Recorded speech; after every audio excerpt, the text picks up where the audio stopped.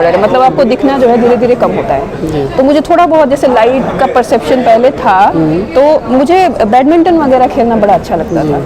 तो उसके बाद क्या हुआ कि मुझे जब दिखना बिल्कुल ही बंद हो गया, तो मुझे मतलब खेल में तो रुचि थी ही, लेकिन मैं खेल नहीं सकती थी बैडमिंटन, तो मेरे पास कोई और ऑप्शन नहीं था। तो फिर मैं ये ज़रूर सोचती हूँ कि अगर मुझे दिखे तो मैं ये करती।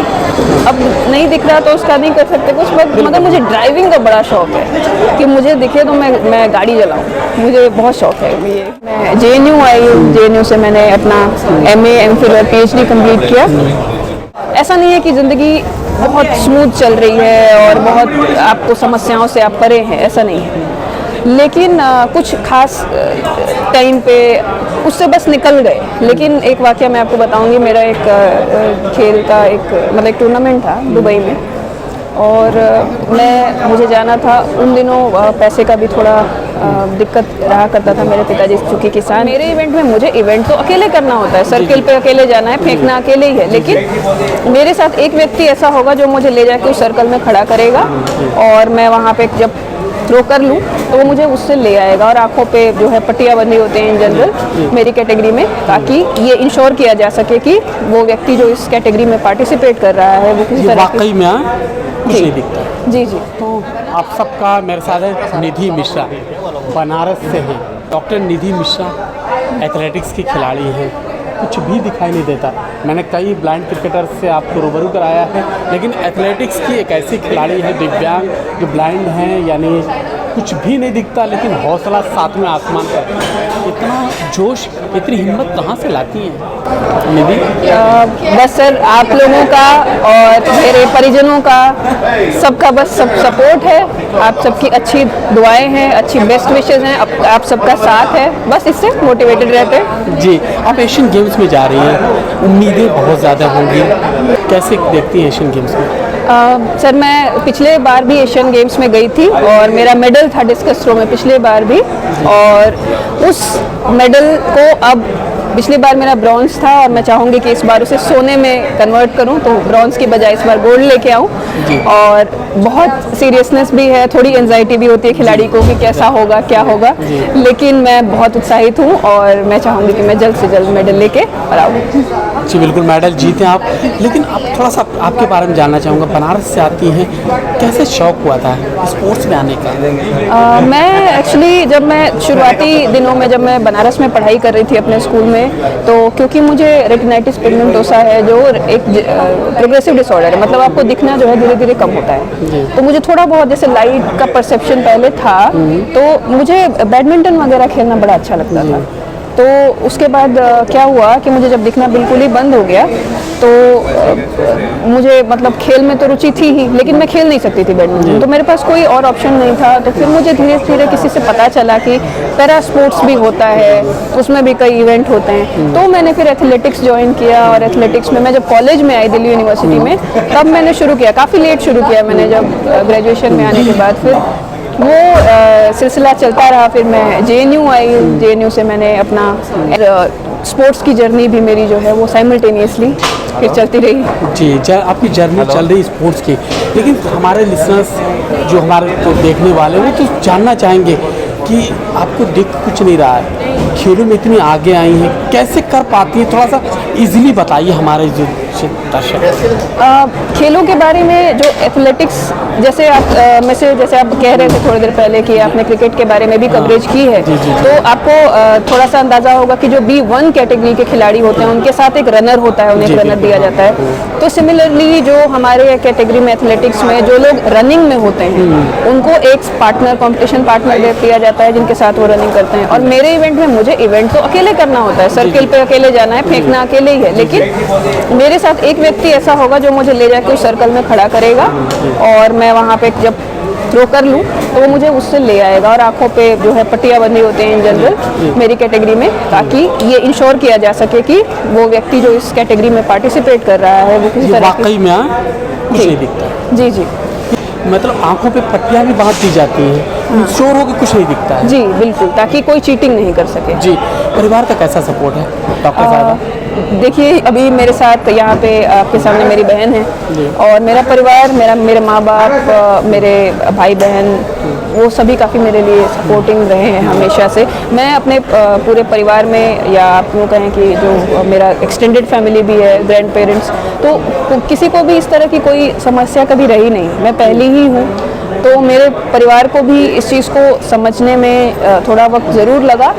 वो बहुत दिनों तक उन्होंने मुझे, आज भी इवेंट ट्रीटमेंट्स के लिए वो बहुत परेशान होते हैं, लेकिन उन्होंने कभी भी मेरी परवरिश में, मेरे शौक़ पूरे करने में या मुझे आगे बढ़ने में किसी भी तरह के समर्थन में कोई कमी नहीं की कि मैं अगर नहीं देख सकती तो मुझे वो ये बोले कि नहीं नहीं तुम ये मत करो, ऐसा मत करो। इनफैक्ट उनका जो सपोर्ट रहा है, मैं जो भी करना चाहूँ, चाहे पढ़ाई के स्तर पे मैं भारत की प्रतिष्ठित यूनिवर्सिटीज़ से पढ़ी, DU से हो चाहे JNU हो, और खेलों में भी अब मैं ट्रैवल करती हूँ देश विदेश में, बहुत सारे देशों में जाना है, या ट्रेनिंग पे भी रोज़मर्रा की ज़िंदगी में, तो उन्होंने उसमें कोई रोक कभी नहीं लगाई कि तुम ये मत करो और ऐसा मत करो, तुम लड़की हो, इस तरह की कोई चीज़ कभी नहीं रही। आप बनारस से आते हैं, बनारस से दिल्ली, दिल्ली से चाइना, इसके अलावा अन्य देशों में आप गए। ये जो जर्नी आपकी रही है, इसमें उतार चढ़ाव तो आया होगा, कभी संघर्ष के दिन होंगे, कभी ऐसा भी लगा होगा यार नहीं हो पा रहा है, क्यों स्पोर्ट्स में कर रही हूँ, मुझे कुछ और करना चाहिए। कभी कोई ऐसा संघर्ष का दिन है, कुछ शेयर करना चाहेंगे? एक छोटा सा आपको वाकया बताती हूँ। ऐसे एक्चुअली हमारे जो जिनके साथ किसी भी तरीके की दिक्कत है, जो सेंसरी ऑर्गन अगर आपका कहीं लिमिटेशन आपको दे रहा है, तो ऐसा नहीं है कि ज़िंदगी बहुत स्मूथ चल रही है और बहुत आपको समस्याओं से आप परे हैं, ऐसा नहीं है। लेकिन कुछ खास टाइम पे उससे बस निकल गए। लेकिन एक वाकया मैं आपको बताऊंगी। मेरा एक खेल का मतलब एक टूर्नामेंट था दुबई में, और मुझे जाना था। उन दिनों पैसे का भी थोड़ा दिक्कत रहा करता था। मेरे पिताजी चूँकि किसान हैं, तो जब भी आपको पता है विदेश में यात्रा करने के समय लाखों रुपए लगते हैं, तो उस वक्त मेरे साथ कोई पर्सनल जो सपोर्ट है हम नहीं ले जा पाए थे, और अकेले मुझे यात्रा करनी पड़ी थी। और उसी दौरान ना दिख पाने की वजह से हम कंपटीशन का जो शेड्यूल है वो नहीं देख पाए थे, और मेरा इवेंट छूट गया था। मैं उस वक्त सबसे ज़्यादा, देखिए रोज़मर्रा की ज़िंदगी के संघर्ष होते हैं, लेकिन वो बड़ा ही दुखद था कि आप खेल के लिए इतने दूर आए एक दूसरे देश में, लेकिन आपको सिर्फ नहीं दिख रहा, इस वजह से आप एक शेड्यूल नहीं देख पाए और आपका इवेंट जो है वो रह गया। तो ये सारी चीज़ें मतलब वो मुझे याद है। और भी जैसे ट्रेनिंग जाते हैं, ट्रेनिंग के दौरान कभी कभी ऐसा होता है कि कोई अवेलेबल नहीं है साथ जाने के लिए। मैं ग्राउंड में जाती हूँ तो मेरे दोस्त हैं, वही मेरे लिए डेली, आज की डेट में भी वो मुझे ले जाते हैं, ले आते हैं रोज़। तो कई बार ऐसा होता है कि कोई मान लीजिए फ्री नहीं है, या कोई बीमार है, या कुछ भी है। मैं हॉस्टल में ही रहती हूँ, तो मेरे साथ मेरे मित्र पूरी परिवार की तरह से मेरा साथ देते हैं। तो कई बार ऐसा लगता है कि अगर मुझे थोड़ा दिखता तो मैं अपने आप जा सकती। तो ये सारी चीज़ें हैं। जी जी। कभी कोई मलाल, ऐसा कुछ, काश ऐसा ना होता, ऐसा होता, कुछ ऐसा है?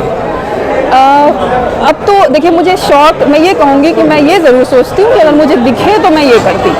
अब नहीं दिख रहा तो उसका नहीं कर सकते कुछ, मगर मुझे ड्राइविंग का बड़ा शौक है कि मुझे दिखे तो मैं गाड़ी चलाऊँ, मुझे बहुत शौक है ये। कभी आपको दिखता था, अब नहीं दिखता है? ये ऐसा नहीं था कि पहले दिखता था। जो RP जिसको बोलते हैं, रेटिनाइटिस पिगमेंटोसा, ये इसमें क्या होता है कि बहुत तरीके के लोग आपको मिलेंगे। कई ऐसे भी होते हैं जिनको बहुत दिखता है। मेरे केस में क्योंकि मुझे बिल्कुल नहीं दिखता, मैं छोटी थी तब मुझे इतना दिखता था कि बहुत जैसे लाइट दिख जाएगा, अगर कोई मेरे पास खड़ा है तो वो एक उसकी छवि दिख जाएगा कि हाँ, ऐसा नहीं कि उसका बहुत फीचर्स बहुत अच्छे से दिखेंगे, लेकिन हाँ कि ये कोई व्यक्ति पुरुष है, स्त्री जो भी है, और उसने हल्के रंग के कपड़े पहने या गाढ़े रंग के, वो फर्क थोड़ा बहुत उतना मुझे दिख जाता था। जब मैं सेकेंड या थर्ड स्टैंडर्ड में रही हूँ, मतलब 6-7 साल की उम्र तक उतना मुझे पता चलता था। बिल्कुल। आगे क्या है, जो लाइफ है, जिंदगी है, क्या सोचती है? कोई टारगेट, लक्ष्य? जी सर, मैं जो हूँ खेलों में मैं चाहती हूँ कि अब आने वाले ओलंपिक्स में मैं मेडल लेके आऊँ इंडिया के लिए, और ये एक अपना एक उदाहरण भी सेट करूँ, और खुद को भी। इससे सिर्फ दूसरों के लिए उदाहरण सेट नहीं होता, इसके लिए आपको भी एक प्रेरणा मिलती है कि हाँ मैं ये कर सकती हूँ। लड़की जो वुमेन कम्युनिटी है इन जनरल, उसको भी एक तरीके से, जैसे मुझे जब कोई कहता है कि आप जब कर सकती हैं तो ये क्यों नहीं, तो ये सिर्फ ऐसा नहीं है कि मुझे संतुष्टि दिलाने के लिए, ये वाकई फ़र्क पड़ता है इस बात का समाज में, जहाँ लड़कियों की पढ़ाई पे रोक लगाई जा रही है, जहाँ लड़कियों को कहीं बाहर निकलने पे उन पे कई तरीके की प्रतिबंध लगे हुए हैं। तो बहुत इससे फ़र्क पड़ता है। तो मैं चाहूँगी कि खेलों में भी, और मैं पढ़ाई में क्योंकि अभी मैंने अपनी पढ़ाई PhD कंप्लीट कर ली JNU से, और मैं दिल्ली सरकार के शिक्षा विभाग में अध्यापक हूँ अभी, तो उसको भी मैं आगे लेके चलूँ और अच्छा करूँ कुल मिला के समाज के लिए। जी बिल्कुल। आखिरी सवाल पूछूं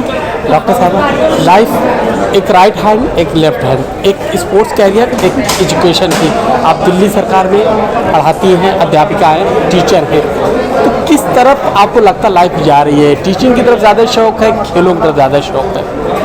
मुझे लगता है कि मुझे ये दोनों ही चीज़ें एक दूसरे की, मतलब जैसे कहते हैं ना, कॉम्प्लीमेंट्री है, वैसा है मेरे लिए। अगर मैं बताऊं कि मैं जॉब से आने के बाद अगर ग्राउंड पे नहीं जाऊं प्रैक्टिस करने, तो मुझे लगता है मुझे डिप्रेशन हो रही है, क्योंकि स्पोर्ट्स मुझे चैलेंज करता है और आगे बढ़ो और अच्छा करो। और जो मेरी जो एकेडमिक्स की फील्ड है, वो मुझे वहाँ पे ज्ञान, क्योंकि ज्ञान एक ऐसी चीज़ है, मैं पढ़ा रही हूँ आज की डेट में, लेकिन मुझे लगता है ज्ञान तो आप जीवन पर्यंत सीखते हैं। जी बिल्कुल। मैं ये कहती हूँ कि मैं सीख रही हूँ, तो मैं मेरे बच्चों को, और मुझे भी क्लासरूम इंटरेक्शन जो है, और उस जगह पर भी मैं सीख रही हूँ, और स्पोर्ट्स मुझे और मजबूत बनाता है, फिजिकली भी मेंटली भी। तो ये दोनों मेरे लिए कॉम्प्लीमेंट्री है। एक अच्छी चीज़ बताऊं, बनारस में एक बहुत बड़ा स्टेडियम बन रहा है, आपको भी पता होगा, क्रिकेट का। जब सुना होगा, क्या कहेंगे, कैसा लग रहा है? बहुत बड़ा अंतर्राष्ट्रीय स्तर का स्टेडियम बन रहा है। बनारस में भी, और इन जनरल बनारस में तो जब से हमारे प्रधानमंत्री मोदी जी का, जब से वो सांसदीय क्षेत्र बना है, तब से काफ़ी वहाँ पे विकास हुआ है, और इन जनरल भी खेलों के क्षेत्र में काफ़ी कुछ विकास हमने देखा है पिछले 10 सालों में। बनारस के विकास होने पर और वहाँ पे खेल का एक बड़ा स्टेडियम बनने पे मैं ये कहूँगी कि हमारे जो स्पोर्ट्स में आने वाले और हमारे जूनियर्स हैं, जो और बच्चे हैं, उनको एक नई जो है एक अवसर मिलेगा, उनको एक नया चांस मिलेगा, नई अपॉर्चुनिटी मिलेगी, और ये काफ़ी अच्छी चीज़ है। और भी हमें इस दिशा में प्रयास करने हैं।